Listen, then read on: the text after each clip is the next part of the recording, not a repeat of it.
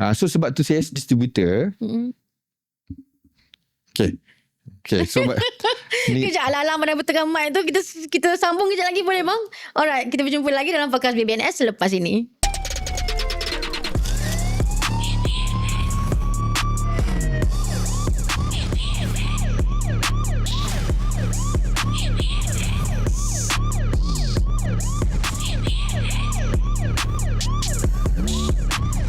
Okay, kembali dalam podcast BBNS. Masih bersama dengan Abang Zubir.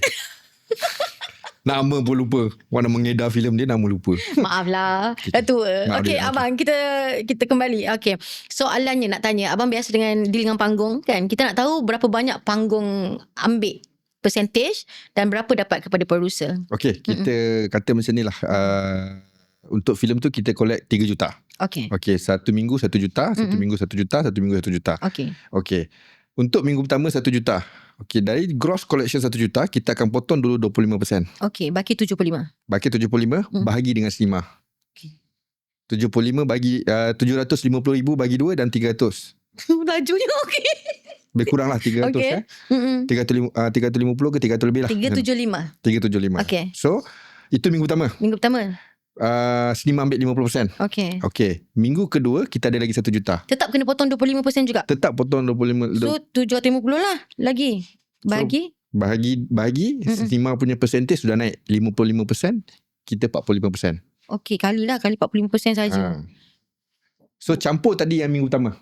Okay, 375, 337 turun sikit lah. Turun sikit. Campur tadi dah 600,000 lebih kan. And then minggu ketiga kita dapat lagi 1 juta. Okay, tu berapa pula? So yang itu sama juga, potong 25%. 25%. Bahagi dengan Cinema. Cinema akan ambil kat situ minggu ketiga 60, kita 40. So kalau total collection 3 juta, producer cuma dapat lebih kurang 1 juta lebih kurang sikit. Ya. Tiba-tiba saya rasa macam betul ke nak buat filem ni? So itu saya cakap, kalau you nak kalau you tengok trend sekarang ni filem kalau dia hit, awal-awal minggu dia akan hit. First week tu dia akan bantai cukup-cukup. Sebab di situlah you punya percentage tinggi. Nak buat duit kat situ lah. Dan satu lagi logiknya, kalau kata minggu pertama tu you tak boleh sustain dengan occupancy rate dia yang 15%. Okay. So macam mana you nak maintain sampai ke minggu ketiga? You takkan boleh maintain sampai minggu ketiga. Tapi ada juga filem yang dilambat pick up gambar kan. Minggu pertama slow sikit, kedua banyak. Ada, tapi kebakalan dia tak banyak. Okay, contoh yang saya pernah experience, Imagino, okay. Minggu kedua baru naik. Dan nasib baik dia naik sebab kan tadi saya cakap cycle filem ada antara hari Khamis sampai ke hari Rabu next week. So sebelum masuk hari Rabu, hari Selasa, Isnin, Selasa, filem dia dah naik. So bila filem dia naik Isnin, Selasa tu, untuk minggu kedua tu Cinema akan maintain. Okay. Tapi kalau kata minggu pertama tu, okay macam dah, Cinema punya syarat 4 hari pertama tu penting. Untuk kena collect. Dia ada syarat dia, maksudnya dia kena dapat 15% daripada occupancy rate. Masuk occupancy rate ni adalah hall you, sitting you. Okay, contoh hall yang kita masuk 100 orang. You kena dapat 15 orang setiap show selama 4 hari tu. Okay. Kalau bawah daripada tu untuk minggu kedua you nak maintain agak susah. Dan show time you mungkin akan berkurang. Okay. Dekat situ. So minggu pertama itulah yang 4 hari. So saya cakap nyawa filem ni 4 hari pertama penting. So penonton tolong nanti support filem Orang Perang 4 hari pertama tu. 4 hari pertama very very important nak menentukan ke mana arah tuju filem tu. Adakah dia akan pergi box office ataukah dia pergi melingkup? Ada ke possibility ditentukan oleh faktor-faktor lain? Contoh kalau kata filem itu didistribute ataupun oleh GSC. So dia memberi priority terhadap filem dia. Of course kalau GSC yang distribute filem tu, of course dia akan go maximum to dia punya location. Okay. So dia akan priority kepada filem yang dia orang distribute lah. Okay. Sama juga kalau saya ni, Key Billions ni, kita ada Cinema. Kita ada 50 Cinema. So kita akan jagalah produk kita. Betul. Sebab itu produk diorang. Kan? So saya pun tak boleh nak salah, dia is business. Sama juga macam saya cakap kalau 4 hari tu. Kalau filem tak collect, macam mana diorang nak maintain filem tu selama 2 minggu 3 minggu? Sebab apa? Bila nak maintainkan filem tu 2-3 minggu, dia ada cost. Okay. Cost panggung, cost hall tu, lighting diorang, staff diorang bekerja. So kalau kata diorang boleh letak satu filem selain daripada filem awak yang tak collect ni, awak boleh dia dapat boleh collect, boleh collect, baik dia letak filem yang boleh collect. Okay, itu kalau filem tu boleh collect. Kalau lah kita ambil yang filem sama-sama lah lebih kurang kan, lebih kurang je collect tak collect. Tapi dia akan lebihkan filem dia because produk dia. Jadi producer kecil macam kami ni, kami kalah kat situ lah. Saya ni yang cuba untuk bukan saya cakap besar lah, sebab kebanyakan selama saya daripada tahun 2012 tu saya dah start business. Tapi masa 2012 kita tak ada office, 2013 baru kita ada office. Sampailah ke sekarang ni dah berapa tahun? 13 tahun. So kebanyakan yang filem saya edarkan bukannya big title. Medium scale dan small scale. Producer kecil macam saya. Sebab tu kadang-kadang kita cuba nak mempertahankan, tetapi they own the market. So susah. Benda ni kita memang tak boleh nak adjust bang. Maksudnya industri ke ada cara sebenarnya untuk membantu bagi penerbit kecil. Apa cadangan abang lah, pandangan yang abang nampak sebenarnya. Ini sensitive issue ni. Ini kalau boleh ditambah baik sebenarnya. Sebenarnya sistem wajib tayang tu lah Finas lah. Sebab macam saya cakap tadi, siapa yang menjaga filem kita di Malaysia ni? Finas. Kalau kita tidak ada Finas ni, lagi teruk kita. Betul. Finas menjaga, saya nampak kat situ. Sebab apa, bila kita nak masuk, tak ada Finas kita nak masuk sendiri ke panggung. Big title kita tak risau. Daripada company besar, contoh company A, company B, company C ni yang besar ni semua, yang besar-besar ni semua, diorang boleh masuk sebab apa? Diorang memang dah ada track record dan proven track record. Bagus, filem diorang jual. Yang baru-baru ni, kadang-kadang filem dia ada yang tak bagus. So benda dah buat, takkan tak nak keluar. So tu saya cakap, penambahbaikan tu haruslah datangnya daripada Finas. Wajib tayang tu itself, dari segi diorang punya akta wajib tayang tu. Maksud abang SWT ni lah. Tapi kalau ikutkan SWT dah bukanlah dah buat. Maksudnya semua orang yang nak tayang filem di panggung kena melalui SWT. Tapi company besar, kenapa diorang ada capability untuk langgar SWT untuk terus pergi kepada panggung? Itu kadang-kadang disebabkan, contohnya diorang siap filem tu lambat dan diorang nak kerjakan date tu, dan ada sebab-sebab yang diorang nak kerjakan date tu. Contoh mungkin copyright, mungkin ada dealing, ada something dealing dengan whatever lah. So mungkin diorang nak kerja date tu dan diorang tidak dapat masuk. Dan yang nak masuk tanpa wajib tayang ni, diorang kena confident yang filem diorang ni memang bagus. Kalau tidak, Cinema akan bagi if you masuk under wajib tayang, you akan dapat 4 show paling minimum. Kalau you tak pergi wajib tayang, Cinema nak tengok dulu movie you macam mana, 2 show dulu. Kalau jadi kita tambah. Prosesnya macam tu. Dan percentage pun akan mungkin lebih lagi kepada panggung untuk minggu pertama. Sebab apa, macam saya cakap tadi, yang percentage filem tadi tu, dia tertakluk dalam akta wajib tayang. Jadi bila dia tak lalu wajib tayang, terpulanglah pada panggung.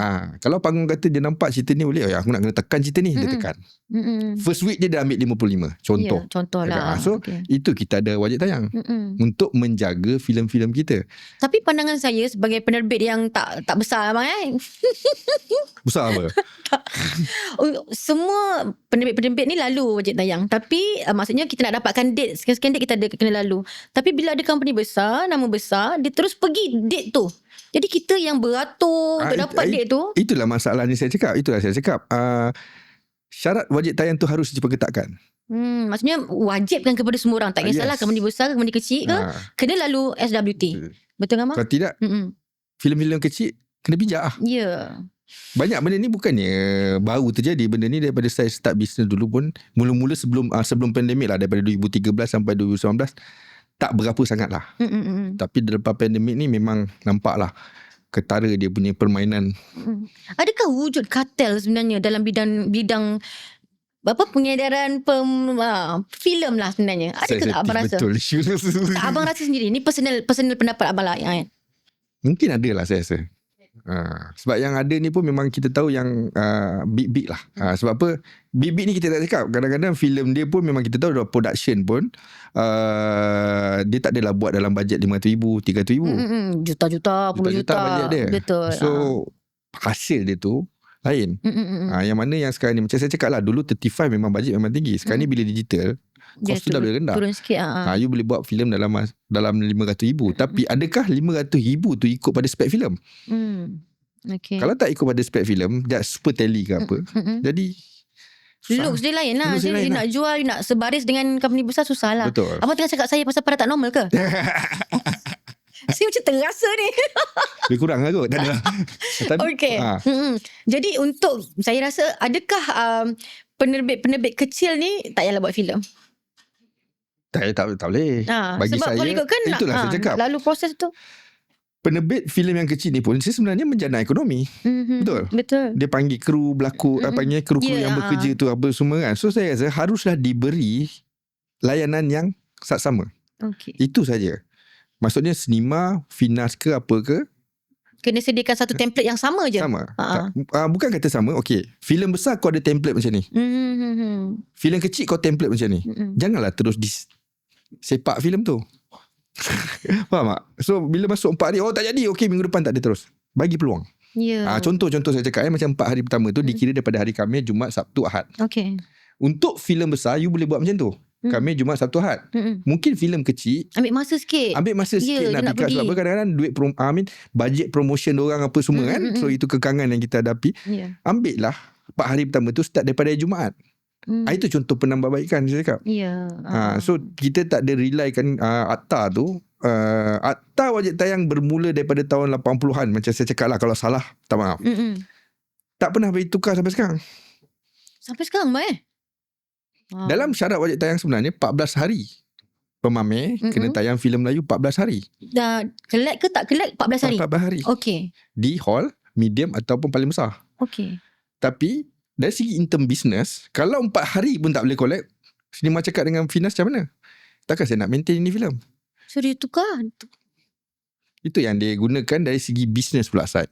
Okey. Kalau filem tak collect dalam 4 hari, okey, untuk minggu kedua mungkin lokasi bukan tak ada langsung. As distributor kita cuba pertahankan filem tu. Kalau jadi keadaan macam tu lah, kita cuba pertahankan filem tu. Dan saya pun tak boleh melanggar operasi management panggung lah. Yelah. Saya nak fight pun saya kena ada fakta dia. Okey, contoh saya kata 15%. Dalam 4 hari tu total semua you punya persen dalam 13 ke 14. Saya boleh fight. Sebab sikit sangat lagi kan. Sikit lagi. Tapi kalau persen tu 5%, 2%, 3%, bawah 10 lah senang cerita. Susah saya nak fight. So saya fight pun nak kena ada facts. So saya macam saya cakap lah, saya tak boleh langgar ada orang punya management. Sebab ada orang ada operasi orang. Kalau kata filem ni tak collect tapi kau tahan sampai 2 minggu. Tak ada orang pergi tengok. Tak ada orang pergi tengok. Bos diorang akan tanya balik. Dia nak jawab apa pula dengan bos? Ni sinema menyesat lah. So dia melibatkan ramai, banyak layer lah. Dan sinema ni awak jangan ingat sinema JXC, diorang ada banyak department. Diorang ada marketing, diorang ada programmer, masing-masing ada in charge masing-masing. Macam kita, okey, kita nak lokasi, nak timing, nak apa semua, kita akan pergi pada programmer. Okey. Kita nak beli hall, kita nak apa semua, nak promotion apa semua, kita akan pergi pada marketing. Okey. Nak collect duit, pergi pada account. Jadi bahagian-bahagian dia. Bahagian dia. So kadang-kadang yang bahagian contohnya yang relate marketing, kalau kita nak beli hall booking, marketing akan relate pula dengan programmer. So kita tak boleh pergi pada programmer dulu untuk hall booking. Pergi pada marketing akan pergi programmer. So saya kata diorang punya layer je. It's not easy lah. Timing untuk tayang ditentukan oleh panggung ataupun penerbit boleh pilih macam mana? Panggung. Sepenuhnya panggung. Kita punya boleh advise je. Boleh cakap tolonglah elak sikit time-time yang sensitif macam maghrib apa. Tapi kebanyakan macam saya tengok diorang letak pun time, bukan kata tak ada tapi pukul 7.40 7.30 ni maghrib pun dah awal kan. Tak, kadang pukul 11.30 pagi. Itu memang kena. Sebab apa diorang nak dapatkan 4 show 5 show sehari. Awak kena ingat filem awak situ filem awak. Lain-lain filem. Kalau kata sinema tu hanya ada 5 hall, filem ada 10-20. Diorang kena susun lah. So timing tu kita masih boleh buat permohonan rayuan lah, something like macam tu. Masih boleh lah. Masih boleh. Ke selalu dilayan ke bang? Susah nak jawab, bukan tak ada. Ada jawab, ada layan, ada yang tak lah. Dia depend. Macam filem-filem kita tahu, okay, bila kita ni sebagai distributor pun, bila macam saya cakap lah, kita menonton filem tu sebelum nak edar. Kita boleh trigger lah. Tak adalah cakap 100% filem tu collect. Tapi ni ada potensi ni. Jawab, ayat yang kita guna ni ada potensi ni. So kita utilisekan potensi tu. So bila, and then kita tunjuk pula. Sebab tu kita bila wajib tayang tu, ada pratonton. Apa guna pratonton tu? Okey, pratonton tu untuk orang sinema, saya panggil mafia lah, untuk menilai filem tersebut dengan wajib tayang punya ahli jawatankuasa. So bila diorang menilai, diorang boleh, orang sinema lagi tahu menilai sebab banyak filem kan diorang tengok. So diorang akan, filem ni boleh pergi, filem tak boleh pergi. Ada juga dalam prediction diorang, filem ni tak boleh pergi lah, tapi pergi. Yang saya buat satu, Ala Kazim. 4 juta lebih kan? 4 juta lebih. Mula-mula Oh, semua diorang predict tak boleh pergi waktu tak tu. lagi. Dia starting dengan berapa panggung Bang Al-Kazim? Kita start tak banyak pun. Kita start 65 panggung je. Okay. Tapi kita extend sampai ke 70 lebih ke 80. Itu pun saya tak nak pergi lebih lagi dah. Tapi filem tu pergi 4 juta. Saya pun sebenarnya untuk filem tu, Mawi kita cerita sikit pengalaman saya terhadap filem tu. Mawi panggil saya untuk menonton filem tu. Saya menonton, saya cakap, Mawi, filem kau ni ada banyak kekurangannya. Dari segi story, making kau, production value kau agak kurang sikit lah. Tapi apa yang saya nampak kat dalam filem tu adalah selling point dia. Apa selling point dia? Ustaz Kazim. Ustaz Kazim Dan kita tahu cerita pasal Ustaz Kazim kena santau ni memang viral. Memang orang nak tahu. So, dan bila masuk ke panggung, yang support cerita tu kebanyakan adalah Ustaz Kazim ni orang. Followers diorang. Okay, apabila masuk, followers diorang tengok. Cinema goers yang bukan follower Ustaz Kazim tengok juga. Tetapi cinema goers tak suka. Cinema goers kutuk filem tersebut. So, tapi dia dah beli tiket. Dia dah beli tiket. Tapi yang backup balik adalah followers ni Ustaz Kazim. So diorang kat media sosial lawan. So dia jadi hype lah. Itu saya cakap, sekarang ni FOMO kena buat banyak macam tu. Okay, kita lawan nanti untuk orang. So kena ada macam tu. So bila diorang ada percanggahan pendapat dekat situ dan viral benda tu, jadi orang kat atas pagar ni, aku nak tengok lah. Nak tahulah. Macam saya cakap, ni lah dia jadi tu daripada start, bukan kata minggu kedua. Hari pertama, hari kedua tu jadi. Yang cerita Ustaz Kazim tu hari pertama dah jadi dah? Hari pertama dah jadi dah. Okay. Saya buka app pagi pukul 10.30, saya tengok penuh. Full. Saya kata, biar benar. Sebab apa, banyak kan filem yang saya kata, saya tak filem besar saya dah. Saya tengok, pengalaman saya lah, filem-filem kecil ni 10 pagi tak penuh ni. 10 pagi penuh bang? 10.30. Dah setengah panggung. So kau Mawi, ada potensi filem kau ni. Betul. So 4 juta. Alhamdulillah. So semasa kan kami Jumaat. So bila kami Jumaat dah start kat media sosial, dah keluar apa semua, dah bergaduh. So Sabtu naik lagi. So tu yang cakap, kadang kita kena perlukan juga. Soal rezeki pun main peranan juga kan bang? Filem ni bagi saya is not business lah. Maksudnya? Filem industri ni, maksudnya buat filem apa semua yang keluar ke panggung, ini adalah investment. Sebab apa you tak tahu. You invest 1 juta, you boleh dapat balik. Tak tahu. You buat para tak normal, berapa you dapat balik? Tak tahu kan? Sekarang dah tahulah. Tapi kita pegang IP 50 tahun. Kan itulah investment dia. Okay. Selain daripada abang terlibat dengan filem di panggung, untuk platform pula, macam mana proses dia? Okay, proses platform ni apabila habis di panggung, selalunya kita akan jual lah di platform TV, OTT apa semua. Macam sekarang, macam dulu kita TV lah. TV, dan sekarang ni kita ada platform OTT. Okay, terus terang saya cakap lah, dalam masa zaman sekarang ni, bagi saya, lepas panggung saya akan attack dulu Netflix lah. Okay. Untuk jual. Tapi sekarang ni pun Netflix agak fussy sikit lah. Dia memilih jugalah tengok pada produk. Box office, and then production value, artis yang berlakon, semua dia akan tengok benda tu. Ada juga filem yang kita tak dapat jual. Okay. Kalau Netflix. dulu dia ambil? Dulu dia ambil. Ambil saja. Yes. Asalkan filem dia ambil? 2024, yes. Start 2025 tu agak fussy sikit. Okay, kenapa apabila saya tanya, orang kata filem-filem Malaysia ni belah-belah Europe tak tengok. Banyak yang Europe tengok Thailand dan Indonesia. Okay. So kita kena berpijak di bumi yang nyata lah kadang-kadang. So okay. Sudut itulah. Okay. So kita pergi pada Netflix. Untuk sekarang ni saya cakap, untuk platform-platform dalam Malaysia ni kita ada banyak. Kita ada Astro, kita ada TV3, kita ada RTM, kita ada Unify TV. Tapi bagi saya harga tersebut, harga untuk jual, harga untuk diorang beli filem tersebut kadang-kadang tidak match dengan kita lah. Maksud abang tak match tu berapa? Harga rendah sangat lah saya cerita. Contoh 20,000, 30. Ya, ada 15,000. Dia pegang berapa lama? 3 tahun. 3 tahun dia bagi 15,000. 1 year eksklusif. So 15,000 company, kalau kita ada satu produk saja, kita nak jual, you dah ikat I 1 year eksklusif. You tak boleh jual kat tempat lain. Tak boleh jual tempat lain. You bagi I 15,000. So has company, you boleh survive ke 15,000 setahun? Tak boleh kan? So macam mana? That's why kita tak agree. So bila kita nak ke Netflix pula dia ada, sekarang ni dah ketat sikit. So kan? Kalau Netflix tak nak, kita kena jual lah. Kat mana yang kita boleh jual? Di Unify. Jual je as long income tu masuk. Tetapi untuk lasting lama benda tu, saya rasa untuk satu produk, satu filem 5 tahun lah. Maksudnya lepas jual sini, jual sini. Lepas jual sini, jual sini. Lepas jual sini, jual sini. Maksudnya satu filem berapa lama IP 5 tahun untuk OTT pegang? Ataupun mana-mana? Macam Netflix kan, dulu dia pegang 3 tahun, sekarang ni dah pegang 5 tahun. Netflix sekarang 5 tahun, Bang? 5 tahun. Ada satu filem saya 10 tahun. Nasib baik Paranormal tak sampai. Start 2025. Jangan lupa tengok Paranormal, ada kat Netflix. Abang lah yang buat distribution. Macam awak punya Paranormal, dia punya sistem kita untuk jual ke TV tu lain sikit. Kita tak tunggu panggung masuk dulu. Kita jual di Netflix dulu kan? Kita jual lah. Masa tu boleh. Masa sekarang agak susah. Sekarang kena tayang dulu di panggung. Tayang dulu. Risiko lagi besar. So masa kita jual tu, dia kata kalau dia nak filem ni, dia kata wajib release panggung. Okay. So that's why Paranormal diorang nak. Dan saya bagi tahu awak, diorang nak dan kita wajib keluar panggung. Ya, betul. So that's why diorang hold kontrak tu sampailah filem tu keluar. Keluar panggung. Sebab kita deal filem tu 2024 akhir tahun.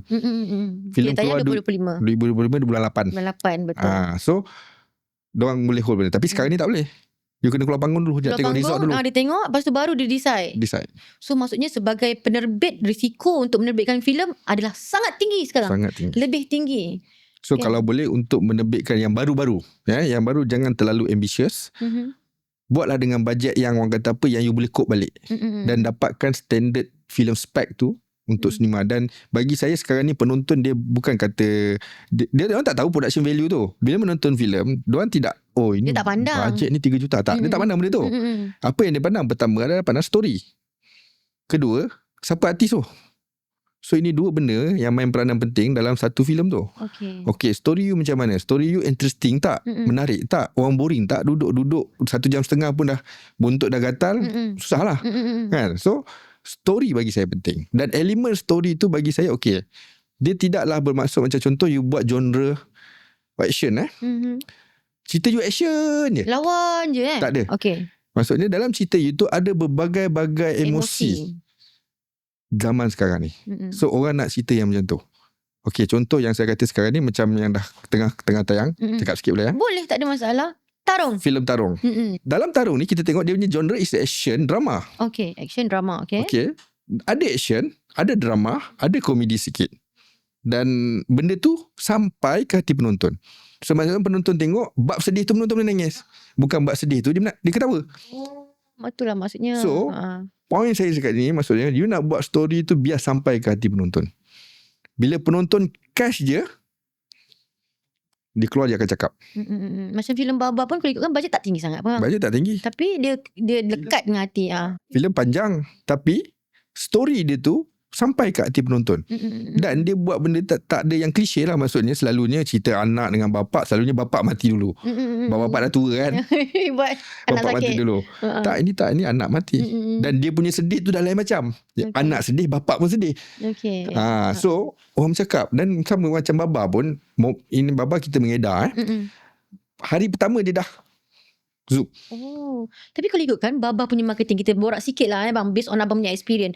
Baba marketing taklah besar dia sangat. Dia target kepada lagu. So Baba punya marketing dijual lebih di lagu.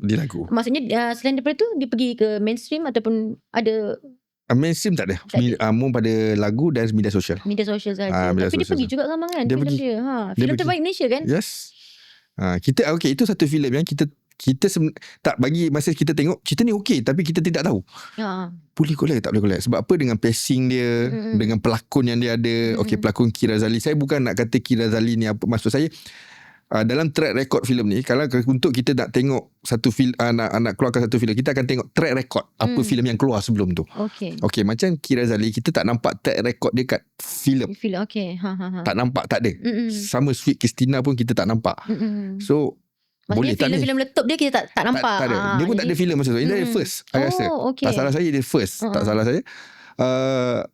Itu saya cakap, boleh ke ni pelakon ni kan? Boleh tak? Sebab pelakon ni nak tarik crowd. Sebab apa? Filem sebelum penonton menonton, dia tak tahu cerita tu yang mana.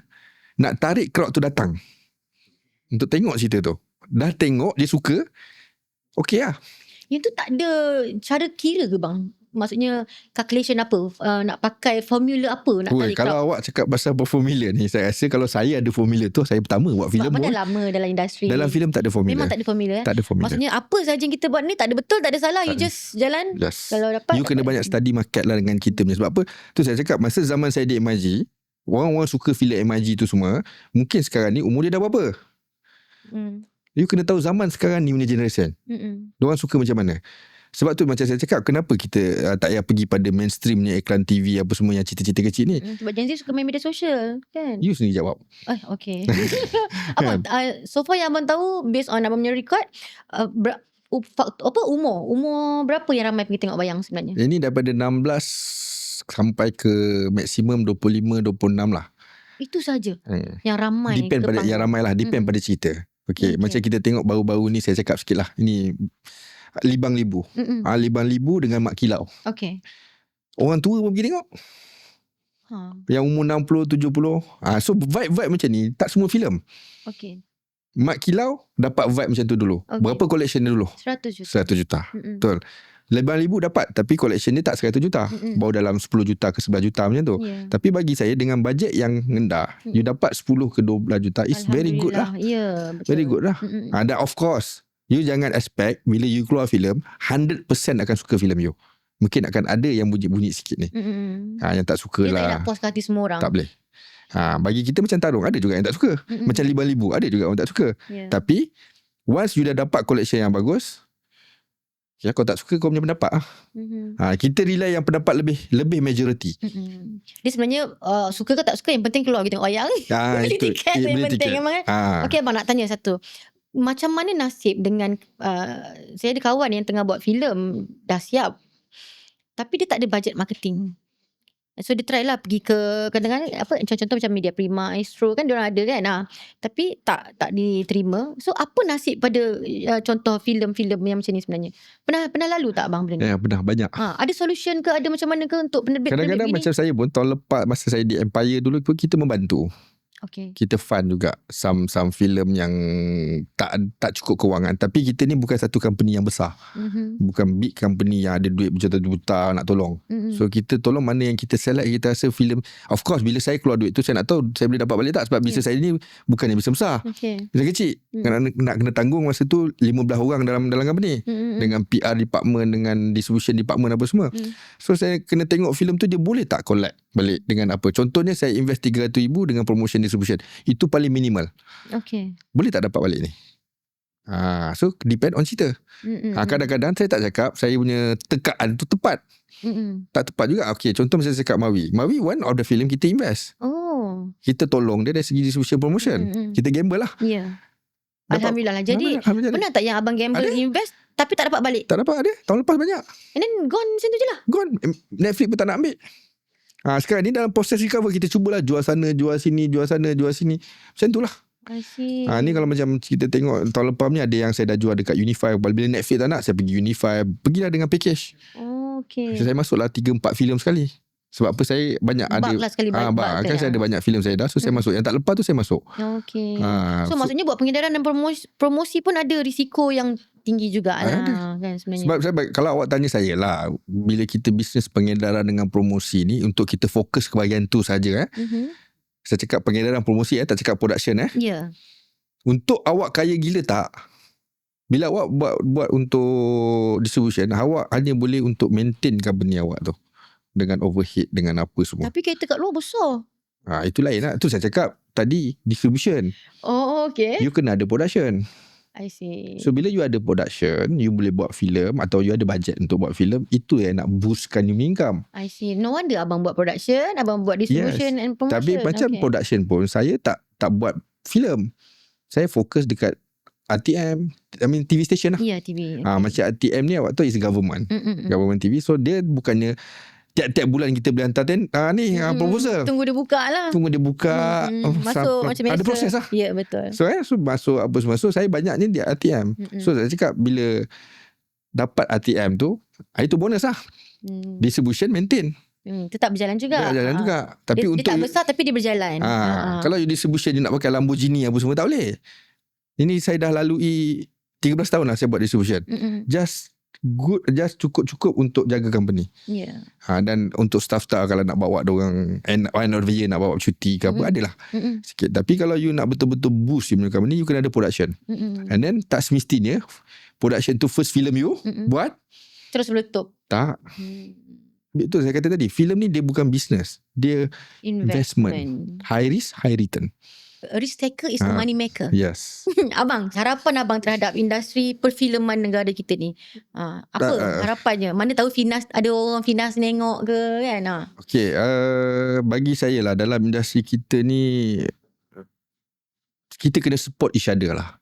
Baik yang besar support yang kecil, baik yang kecil support yang besar. Tapi yang kecil nak support besar pun susah juga kan. Tapi yang besar boleh support kecil lah kan. Yang kecil boleh tolong bang, repost, share, komen. Sekarang tu pun tolong dia tu. Kena support tu semua dari segi production yang besar menolong production yang kecil. Tapi tarik sama-sama tarik naik. Tapi benda ni saya tak nampak lagi lah. Tak berlaku. Benda ni tak berlaku lagi. Oh, yang besar je. Dia akan geng yang besar-besar. Kartel lah. Yang kecil-kecil. So, dan satu lagi bagi saya, jangan hanya tengok kepada filem besar. Ya, filem besar memang dia boleh buat duit. Tapi bagi saya filem kecil ni juga menjanakan ekonomi juga. Kan? So bagi saya sama-sama adil. Kan? Ada filem-filem dana yang diorang buat sampai nak keluar tak ada duit. Siapa yang bantunya? Kita juga.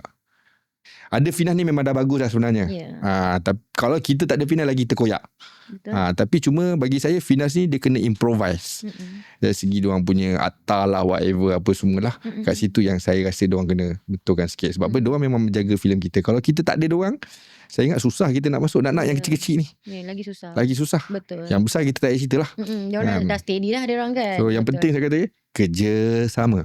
Lagi satu saya nak nasihatkan sikit lah kepada newcomer, new producer. Tolonglah buat filem tu, buat filem ikut kepada selera penonton.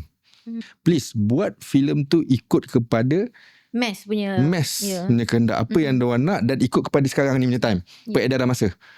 Jangan buat cerita yang mold dia 10 tahun lepas, masa zaman saya kerja MIG. Komedi-komedi dia pun pada zaman tu.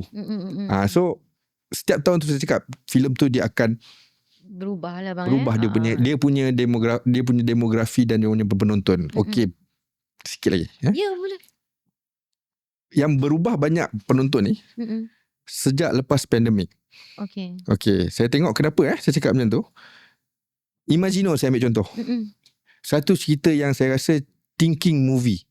Ya, you kena fikir. Oh, di cerita ni lepas ni jadi apa ni campur tolak rumusan algebra semua keluar kan. Ya betul. Dulu sebelum pandemik cerita tu takkan laku. Takkan laku. So masa saya buat cerita ni saya pun risau. Saya cakap dengan Nik Amir, pengarah Nik Amir, Nik, susah cerita kau ni. Cerita kau ni macam jawab soalan matematik ni. Kan, itulah be, aku macam mana kita nak promo ni kan. Kupas kepala. Okey, apa yang saya buat dekat filem tu, apa yang saya nampak pelakon dia kuat. Beto dengan Diana Daniel. So saya kata kau jangan jual yang complicated. Kau jual yang senang orang nak faham. Love. Cerita tu kan pasal love suami isteri. So buat satu video klip love. Jadi orang dapat rasa love tu. Dan yang berjaya ni bukan pasal yang sini tau. Yang berjaya ni apabila mulut ke mulut cakap. Okay, dia bajet promotion tak besar filem tu. Apa yang saya buat selama 4 hari tu, kita banyak buat fan screening. Sebab apa, bagi saya filem ni orang kena rasa dulu. Orang dah rasa confirm suka. Dia akan bercakap pula. Dia akan bercerita-cerita. So selama 4 hari tu saya buatlah dengan Diana Daniel, saya buatlah dengan Afri Shoki, saya buat dengan Nanda Zisa, saya buat dengan semualah. So bila dah buat benda tu, orang keluar kat panggung, orang bercakap. So dia naik pada hari Selasa tu. So minggu ke nak masuk minggu kedua, Sabtu, Ahad, Isnin, Selasa, hari ke-6 dia naik. baru naik. Selalu untuk 4 hari pertama tu dia biasa saja. 4 hari tu duk buat screening lah ni. So buat screening baru orang bercakap. I see. Ya, adalah keluar baru saya tengok kat TikTok. Ahad malam, Sabtu malam ke Ahad malam saya tengok kat TikTok. Sebelum Imagino, selepas Imagino. Antara kontennya. So saya cakap dia, perubahan penonton tu dia dah jadi selepas pandemik. So generasi sekarang ni apa yang diorang suka kan, yang mana-mana yang you all ada intern ni semua, you tanya umur diorang berapa. Kalau umur 21, 22 itu good untuk you tanya pendapat dia, cerita macam mana dia nak kan. Kalau macam cerita orang perang you ni kan, bagi saya bukan kata tak bagus, bagi saya production value semua okey, tapi untuk target ke generasi sekarang ni, diorang nak tahu pasal sejarah tak? Rasa budak-budak sekarang tak nak tahu. Kau nak tahu pasal sejarah tak? Nak aja jangan. Ada yang nak, ada yang tak nak. Okey, bagi saya sekarang ni contoh, saya ambil sebagai anak saya. Anak saya umur 13 tahun, yang perempuan Bila saya buka cerita P.Ramlee, baik sini anak duduk dengan papa tengok cerita ni, cerita legend ni, papa suka ni, sampai sekarang papa gelak. Tak nak. Tapi tanya dia, P.Ramlee kenal tak? Kenal. Kita ni, zaman kita ni, bila cerita P. Ramlee, Semua duduk pukul 8 malam, tunggu. 7.50 dah depan tu, tunggu. Mm-mm. And then, dalam P. Ramlee tu punya cerita, certain cerita lah, Pendekar Bujang Lapuk, Seniman Bujang Lapuk, kita boleh copy balik dialog dia tu, kita berdialog dengan kawan-kawan kita. Ya.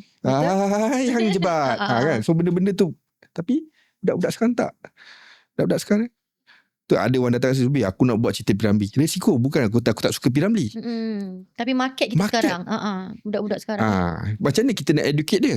Itu kenalah kepada orang-orang yang berperanan penting untuk educate kita punya youngster ni. Tapi bukan diorang tak kenal. Diorang kenal. Diorang tahu siapa P. Ramlee tu. Cuma diorang tak in dengan konten tu. Cerita tu. Tapi macam kita ni dah tengok banyak kali, 10 kali tayang pun P. Ramlee, kita boleh gelak ke? Betul. Boleh gelak juga kan? So itu. Yang macam saya kata, nasihat saya itulah pada industri yang newcomer, tolong. Sama-samalah kita gerak, dan pada penonton, awak duduk kat bumi Malaysia kan, supportlah filem Malaysia. Kan? Duk agung-agungkan filem Hollywood tu kenapa? Kan? So support filem Malaysia, tapi bagi saya support filem Malaysia, support filem yang berkualiti. Bukan tak ada, ada. Dalam 10, 5 atau 7 filem ada kualiti. Betul. Cuma kalau you all tak support, macam mana? So youngster sekarang ni please lah, support filem-filem lokal. Bagi saya sekarang ni nampak. Okay, kenapa saya kata nampak? Yang industri, orang-orang kita support filem kita yang bagus. Collection makin bertambah. Dah ada sampai 100 juta, 76 juta apa semua collection. Dan satu lagi, filem-filem Hollywood takut dengan kita. Ya ke bang? Iya. Filem Hollywood takut maksudnya nak macam masuk. Contohnya masa last year Blood Brothers. Saya tak ingat cerita Melayu, cerita Hollywood cerita apa. Tapi diorang nak tunggu Blood Brothers keluar dulu. Baru diorang nak masuk. Saya tak ingat cerita apa. Mission Impossible ke apa, saya tak ingat. Besar juga pengaruh filem Malaysia ikut kan? Youngster sekarang ni diorang support. Tapi kita as pembikin kenalah bagi yang baik. Orang kadang-kadang masyarakat dah trust. Lepas tu lagi keluar dalam sebulan tu 4 filem semua. Tenang jaga. So ini nanti saya tak nafikan sebab apa, nak buat filem ni bukan senang. Macam kita ni yang bukan di company besar, yang tak banyak duit ni, bukan senang nak cari funder. Dan satu lagi, masuk grant, ada grant. Tapi bukan senang nak dapat. Ya, kan? Betul. Saya dah masuk sampai 5-6 kali dah. 5-6 kali pun kena reject. Walaupun muka ni membantu filem-filem grant.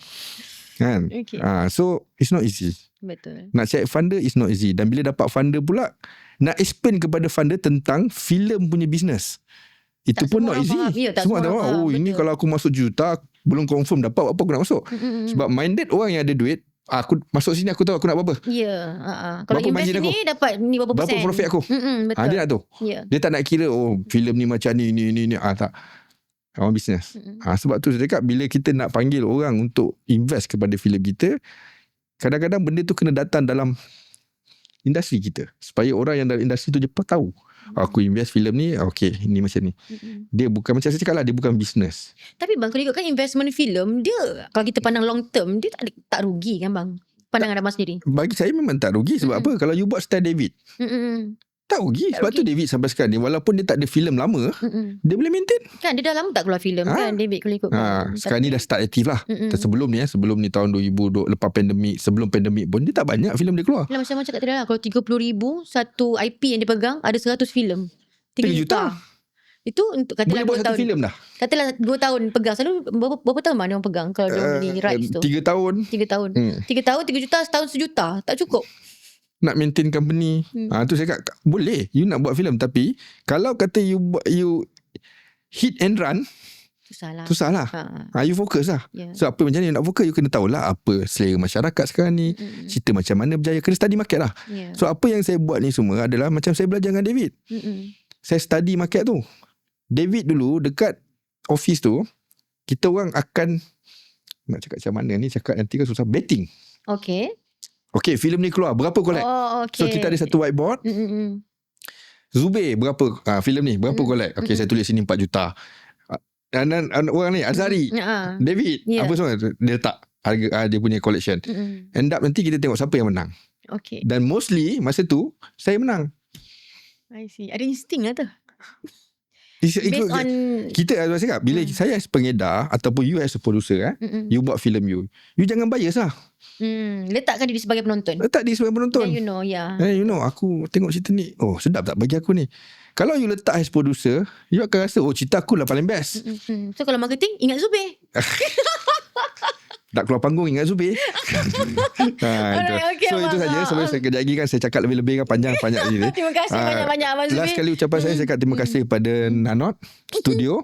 Betul lah kali ni sebutan dia. Betul. Alhamdulillah. Ain pun saya kenal lama kan kita lah. Lama. Alhamdulillah. So kenal Ain dan terima kasih. Bagus buat podcast macam ni. Saya rasa awak more fokus kepada behind the scene. Behind the scene. Biar industri, orang-orang luar tu tahu macam mana filem ni. Ya. Bukan macam senang. Nak hasilkan filem. Ya, betul. Diorang kalau dah tengok kutuk senang. Type dia apa-apa abut. Tapi nak buat tu, you nak kena jaga tim 50 orang, 60 orang, 100 orang. Ingat senang. 60 orang kepala lain-lain. DOP kepala lain, director kepala lain, ni kepala lain. Betul?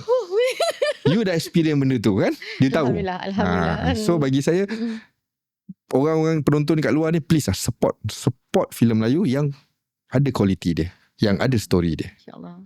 Okay, terima kasih. Terima kasih Abang Zubir. Okay, kepada anda semua, InsyaAllah kita jumpa lagi dalam podcast yang akan datang. Jangan lupa BBNS Borak Bersama Nanot Studio. Assalamualaikum.